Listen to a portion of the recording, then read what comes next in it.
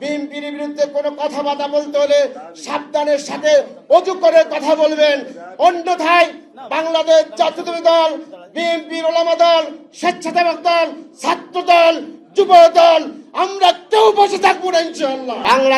বাংলাদেশ জাতীয়তাবাদী দলের বিরুদ্ধে যদি কোনো ধরনের ষড়যন্ত্র করা হয়, অশ্লীল কোনো বক্তব্য দেওয়া হয়, তাহলে বেশি দিন নাই আমরা কিন্তু কোনো অবস্থাতে বরদাস্ত করব না।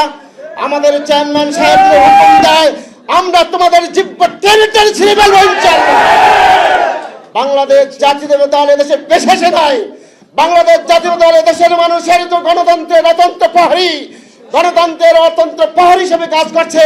দীর্ঘ 18টি বছর আমরা স্বৈরাচার শেখ হাসিনার বিরুদ্ধে সংগ্রাম করেছি।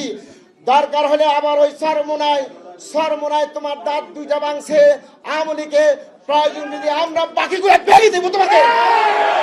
তুমি আমাদের নেতার বিরুদ্ধে এই ধরনের অস্থির বক্তব্য দিবা, বাংলার জমিনে তুমি কোথাও কোনো জায়গার মধ্যে মাহফিল করতে পারবে না, তোমাকে মাহফিল করতে দেবো না ইনশাআল্লাহ।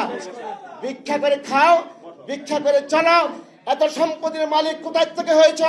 বাংলাদেশ জাতীয় ওলামা দল তোমাদের বিরুদ্ধে দুদকে মামলা করবে, সেই সম্পত্তির হিসাব তোমাদেরকে দিতে হবে বাংলার জনগণের কাছে।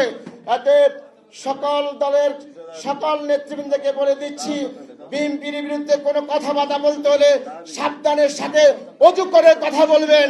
অন্যথায় বাংলাদেশ জাতীয়তাবাদী দল, বিএনপির ওলামা দল, স্বেচ্ছাসেবক দল, ছাত্র দল, যুব দল, আমরা কেউ বসে থাকবো না ইনশাআল্লাহ।